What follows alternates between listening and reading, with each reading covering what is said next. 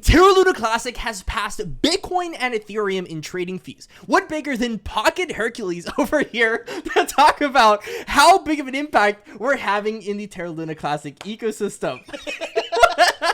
Getting right into the video, we see MXC here, one of the most major exchanges for Terra Luna Classic here, having a big impact in the amount of Terra Luna Classic being burned right now. In fact, MEXC being the first adopter of Terra Luna Classic. What do you think about MEXC? I mean, they were definitely the first exchange that just came out ahead of everybody else and said, okay, the community wants the 1.2% burn tax, so why don't we go on ahead and just pave the way for everybody else? And for that, we as a community have to be eternally grateful. But you want some further context. To be completely honest, we actually talked with MEXC representatives. That is true. Back in June. We were the reason this ended up happening. We actually had an initial campaign. I mean, you know me, I like to be a little more humble than that, but yeah.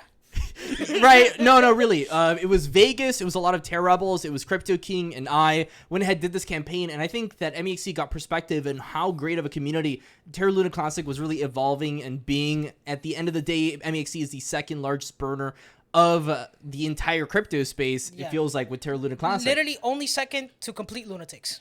Literally, well, I'm gonna be honest. we're all going through lunacy right now, right? That is true. That is true. We're all going through right now. But insane. we got further news here. You want to go ahead and read it for us? So here, the Huobi Global to support the 1.2% tax. Huobi is a Chinese centralized exchange, and they're big on the space. So to see them going on, following MEXC's footsteps, following KuCoin. This is good. This is good stuff. And then hopefully we get some more from Binance implementing the same burn, right? Yeah. The only difference here, because the thing is, Huobi here is doing the same exact thing that Binance and pretty much every other major exchange is doing, except there are exceptions. KuCoin and MEXC are doing 100%, 1.2% on-chain tax on spot trades, on margin trades, on literally everything you can think of. And then Huobi and Binance, right, are doing it on just withdrawals and deposits, correct? Because of the fact that Terra Luna Classic is implementing this on-chain, they pretty much are forced to get the card out of there and make sure that people know. But the thing is that because they're announcing this, they're supporting us. They are. I mean, the fact that we were basically blacklisted from every exchange, not the exchanges, but the tracking websites. Nobody was really talking about us. To go from basically dead space, void, in a month and a half to go to being top news, talked about every single day. I mean, guys, we cannot just chalk that up to just whatever. And do you want to give the breaking news here? Because right now we're pumping. We're up 7% on the day. We're on a breakout. Breaking news. We're up 7% on the day. We're hitting mid-40s. Okay, that's good. That's dope. Do you want to know why that's a big deal? Well, besides the fact that we've held fours, what are your thoughts? It's pretty much that. We've held a $3 billion market cap for over 2 days. How nuts is that? I mean, a month and a half ago, right, we 10x'd, right? Yeah, we 10x. Okay, so just a 10x. Yeah, just a cash, like throwing it out there, a month and a half 10x cash. What was it again? What was that? Bear markets. In a bear market. Hey, you want to see something cool? Check this out.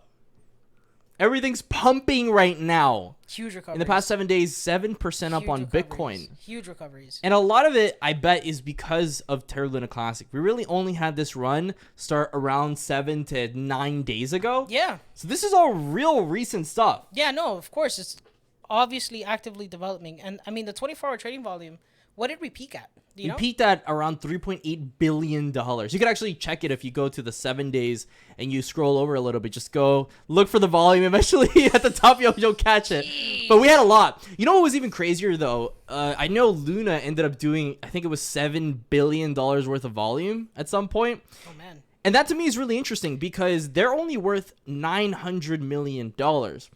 And so that's a small market cap for what the token is, right?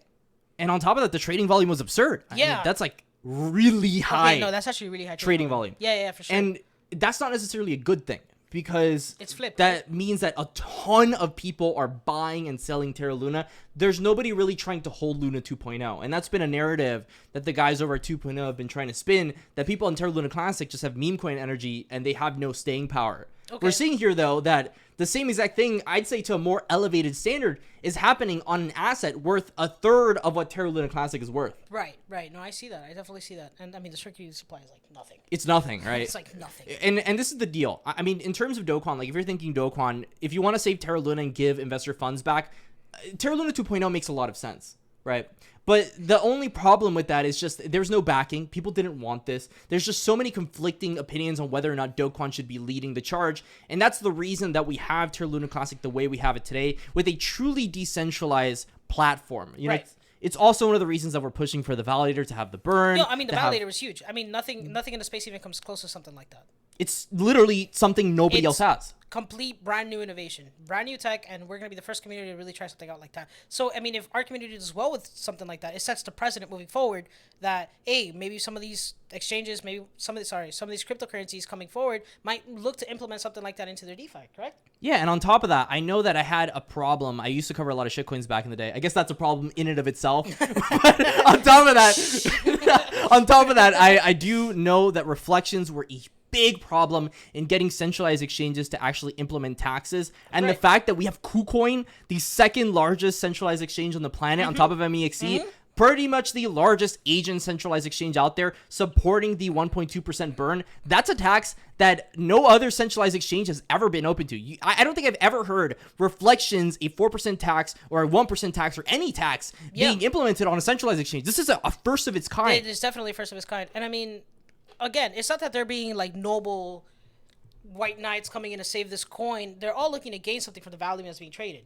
So, you know, of course, when they see that, okay, this project is being revitalized, they're going to want to hop in, right? Exactly. Everybody wants a piece of Terra Luna Classic. You've pretty much seen everybody. But the thing is, if you're not supporting the burn, if you're not supporting the fundamental values that the Terra Luna Classic community wants, to be quite frank, I can't be one to be on your exchange. It doesn't make a lot of sense. No, of course. I mean, if they're actively working against you, why would you want to support them? Exactly. Because they want your money, but they don't want to support you. At every transaction, they're going to take your money and they're not going to work for you. That's kind of backwards. Exactly. And the thing is, when people start talking about whether or not these fees can even become a thing, I immediately start picturing the fact that they really only have 0.08% fees. It's like 0.08% per transaction. You're telling me they can't implement the 1.2% tax? It's literally just it's barely going to make a dent. It's a parameter change, as far as I'm concerned. It's a manual change. They have to actually get it on chain. The parameter change. Right, exactly. The second we get that on there, I'm 100% sure these exchanges are going to end up doing it if we keep our volume. We really just have to show. And I mean, as long as we keep asking for it as well. I mean, if we all just go to sleep tomorrow, Binance might not do it. But if we keep the hype going and we keep telling them, look, this is something that our community wants, volume will come to you. You will get your paycheck. Just do what we ask. I don't see why it wouldn't happen. Exactly. We're killing the shorts. We're killing everybody. We're taking over KuCoin. We're taking over. Taking over Binance. Taking over Binance. Taking over Bitcoin. Front page of Twitter. I guess we're just taking over everyone at this point. Just take it over. Declare war. And so, we're gonna hit 1 cent. Right. We're gonna tell the people that, you know, Terra Luna Classic only has, unfortunately for us, a 270,000x to $1. Yeah. Just so unfortunately. There's a big journey that we've got to go through, but Pocket Hercules gonna be here for the ride, guiding you ahead. Go ahead, do the outro. All right, guys. My name is Pocket Hercules. Thanks, Classic Crypto, for taking me under your wing. What's the rest of it? Sorry. Stay safe, stay classy, and that's all.